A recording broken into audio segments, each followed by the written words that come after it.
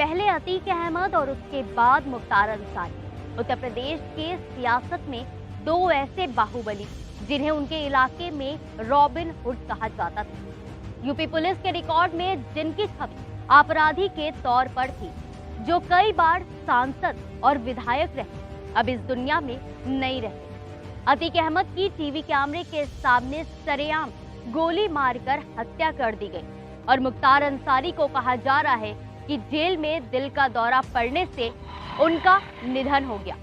कम से कम आधिकारिक तौर पर यही कहा जा रहा है। बाकी अगर उनके प्रशंसकों और परिवार की माने तो वो इसे हत्या कह रहे हैं। कितना सच कितना फसाना, ये हम आपके ऊपर छोड़ देते हैं। लेकिन आज मुख्तार अंसारी के साथ अतीक अहमद का नाम इसलिए लिया हमने क्योंकि इन दोनों की कहानी जो है उसकी भूमिका एक तरह से है और इन दोनों का पतन भी एक तरह से बनता है। कमवेश एक ही साल में बनता है। इलाहाबाद में उमेश पाल, फिर पूर्वांचल में कृष्णानंद राय। दोनों की पटकथा में दोनों के भाइयों का जिक्र होता है। अतीक अहमद के भाई अरशफ का उमेश पाल से चुनाव हार जाना और फिर मुख्तार अंसारी के भाई का चुनाव हारना कृष्णानंद राय से। उधर अतीक अहमद का अपने ईगो पर इस बात को ले लेना और इधर मुख्तार अंसारी का इस मामले को अपनी अना का मसला बना लेना और उसके बाद उनके पत्नियों का लंबा संघर्ष और फिर एक रहस्यमय तरीके से दोनों की मौत हो जाना। हमें लगा आज हम आपको किस्सा सुनाएं कृष्णानंद राय के हत्याकांड का, जिसके बाद से यह माना जाता है कि मुख्तार अंसारी का सही मायने में पतन वहीं से शुरू हुआ।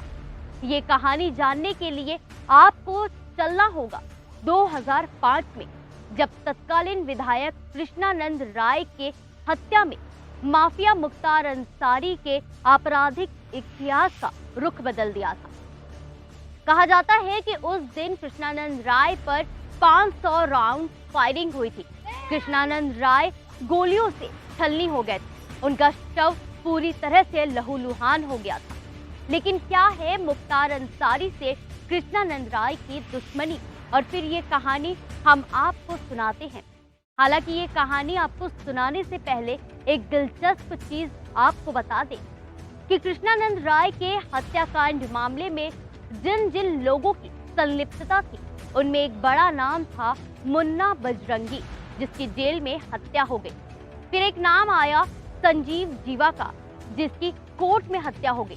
और फिर एक नाम आता है मुख्तार अंसारी का, जिसकी जेल में हार्ट अटैक से मौत हो गई। आधिकारिक बयान की माने तो बाकी दूसरा वाला लोग चर्चा कर रहे हैं, जिसकी सुगबुगाहट काफी तेज है। ये 3 नाम थे जो इस हत्याकांड से जुड़े थे। अब ये कहानी, जैसा कि हमने आपको बताया, कि बदले के आग की थी। मुख्तार उस परिवार से आते हैं जहां उनके नाना ब्रिगेडियर उस्मान 1947 की लड़ाई में लड़ते हैं। मुख्तार उस परिवार से आते हैं जहां उनके दादा कांग्रेस के प्रेसिडेंट और गांधी जी के करीबी रहते हैं।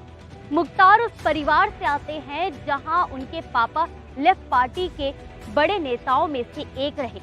मुख्तार उस परिवार से आते हैं जहां उनके चाचा देश के उपराष्ट्रपति डॉक्टर हामिद अंसारी होते हैं और उनका बेटा भी शूटिंग में इंटरनेशनल पहचान बनाए रखता है।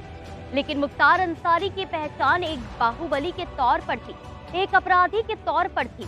उनकी पहचान एक सांसद के तौर पर थी। रॉबिन हुड गरीबों के मसीहा के रूप में थी।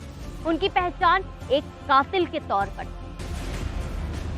मुख्तार अंसारी अपराध की दुनिया में एक बेताज बादशाह चेहरा माना जाता है। 29 नवंबर 2005 की घटना गाजीपुर जिले के उस वक्त के विधायक कृष्णानंद राय के साथ 7 लोगों की हत्या की है। कृष्णानंद राय पर 500 राउंड फायरिंग हुई। AK-47 का इस्तेमाल किया गया। उस बीच कृष्णानंद राय पड़ोस के सियारी गांव में एक कार्यक्रम में शामिल होने के लिए जाने वाले थे। बगल के गांव में जाना था तो थोड़ा सा बेफिक्र थे। बुलेट प्रूफ गाड़ी घर पर ही छोड़ दी, दूसरी गाड़ी से निकल गए और यही उनकी जिंदगी की सबसे बड़ी मिस्टेक थी। कृष्णानंद राय के भाई राम नारायण राय ने इस घटना को लेकर बताया था कि टूर्नामेंट का उद्घाटन के बाद शाम करीब 4 बजे वह अपने गनर निर्भय उपाध्याय, ड्राइवर मुन्ना राय, रमेश राय, श्याम शंकर राय, अखिलेश राय और शेषनाथ सिंह के साथ गांव की तरफ जा रहे थे। रामनारायण राय के अनुसार वो खुद दूसरे गाड़ी से कृष्णानंद राय की गाड़ी के पीछे चल रहे थे। जब वो गांव पर जाते हैं तो एक ग्रे रंग की गाड़ी सामने से रुकती है और उसमें से करीब 7-8 लोग निकलते हैं, गोलियों की बौछार कर देते हैं। विधायक समेत 7 लोगों की हत्या हो जाती है। जिस कृष्णानंद राय की तस्वीर हम आपको दिखा रहे हैं, उसके शरीर से 67 गोलियां निकली थी। ये घटना उत्तर प्रदेश के इतिहास में सबसे सनसनीखेज राजनीतिक हत्याओं में दर्ज होती है। अब सवाल होगा आपके मन में कि आखिर क्यों यह हत्या कराई गई थी, क्या वजह थी जो इस हत्या को अंजाम दिया गया। तो इस वजह को जानने के लिए आपको थोड़ा और पीछे चलना होगा। 2005 से पहले 2002 में चलना पड़ेगा। 2002 में गाजीपुर के मोहम्मदाबाद सीट से कृष्णानंद राय ने मुख्तार के भाई अफजाल अंसारी को हराया था और इसे दोनों भाई ने अपने आन बान पर ले लिया। कहा जाता है कि मुख्तार अंसारी ने इसे अपने जीवन का मकसद बना लिया था कि कृष्णानंद राय को रास्ते से हटाना है। एक कहानी ये भी चलती है कि ब्रजेश सिंह, जो मुख्तार के जानी दुश्मनों में से एक थे, उन्हें कृष्णानंद राय ने सहयोग दे रखा था और मुख्तार को लगता था कि ये उनकी सियासी जमीन के खिसकने जैसा है, इसके लिहाजा ये बदला लिया गया।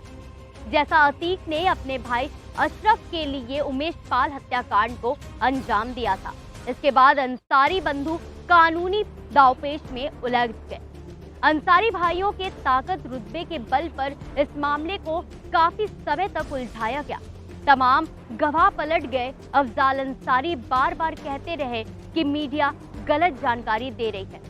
इस प्रकार से कानूनी दांवपेच में उलझने के बाद भी ये मामला कई सालों तक ऐसे ही खिंचता गया।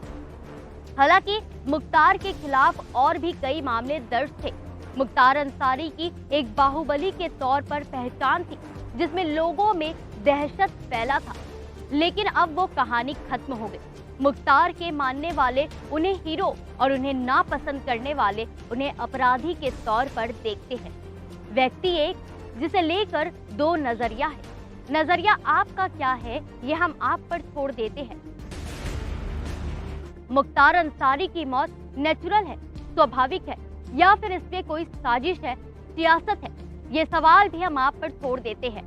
लेकिन हमें लगा आपको ये कहानी सुनानी जरूरी है, जहां से शुरुआत हुई माफिया मुख्तार अंसारी के पतन की, और अब ये किस्सा इतिहास के पन्नों में दर्ज हो गया। ना कृष्णानंद राय है, ना ही मुख्तार अंसारी, लेकिन पूर्वांचल के इतिहास में दोनों का नाम याद किया जाएगा। जब भी गैंगवार की, बाहुबली की चर्चा होगी, परिचर्चा होगी, तो उन्हें बेशक याद किया जाएगा और इन दोनों का नाम अक्सर हमारी जुबान पर आता रहेगा।